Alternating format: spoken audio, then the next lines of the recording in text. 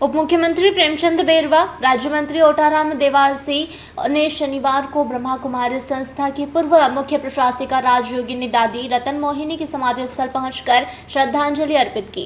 श्रद्धांजलि देने के बाद बेरवा दादी के कमरे में गए जहां दादी रहती थी। वहां भी उन्होंने कुछ मिनट मौन रहकर दादी को याद किया। इसके बाद उपस्थित लोगों को संबोधित करते हुए कहा कि दादी का जीवन मानवता के लिए समर्पित था। उन्होंने इस संस्था को दुनिया के कई देशों में पहुंचाने का महान कार्य किया। उन्हें हमेशा इसके लिए याद किया जाएगा। इस अवसर पर राज्य मंत्री ओटाराम देवासी ने कहा कि दादी का जाना आध्यात्मिक जगत के लिए अपूर्णीय क्षति है। ब्रह्मा कुमारी संस्था ने उनके निर्देशन में बड़ी ऊंचाइयां प्राप्त की है। दादी के प्रयासों से संस्था ने स्वच्छता से लेकर कृषि, ग्राम विकास एवं जल संरक्षण के क्षेत्र में सराहनीय कार्य करती रही है। सरकार का हमेशा ही हर कदम पर इस संस्था का सहयोग अतुलनीय है। खासकर युवाओं में आध्यात्मिक लगाव कैसे, इसको लेकर दादी रतन मोहिनी हमेशा कार्य करती रही।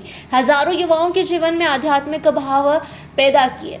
इस दौरान सांसद लुम्बाराम चौधरी, आबू पिंडवाड़ा विधायक समाराम घरासिया, बीजेपी जिला अध्यक्ष रक्षा भंडारी, ब्रह्मा कुमारी संस्था के अतिरिक्त महासचिव बीके करुणा, बीके मृत्युंजय, जिला प्रमुख अर्जुन राम पुरोहित, बीजेपी के वरिष्ठ नेता गणपत सिंह, पूर्व विधायक जगसी राम कोली, पूर्व जिला अध्यक्ष सुरेश कोठारी, बाबू भाई पटेल, बीके प्रकाश तथा पीआरओ बीके कोमल समेत कई लोग उपस्थित थे। इसके बाद उप मुख्यमंत्री प्रेमचंद बेरवा समेत सभी जनप्रतिनिधियों ने संस्था के अतिरिक्त मुख्य प्रशासिका बीके मोहिनी से मुलाकात की तथा संस्था की आगे की गतिविधियों पर चर्चा की।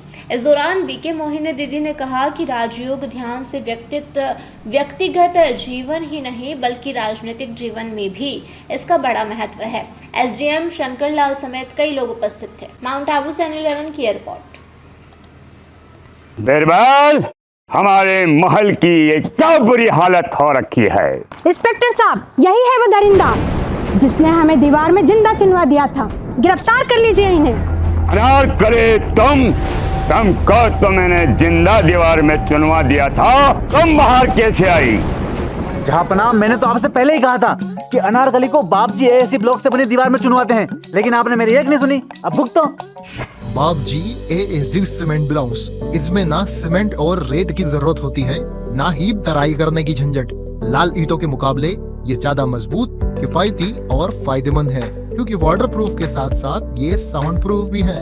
काश मैंने अनारकली को बापजी ब्लॉक से बनी हुई दीवार में चुनवाया होता तो मुझे ये दिन नहीं देखना पड़ता।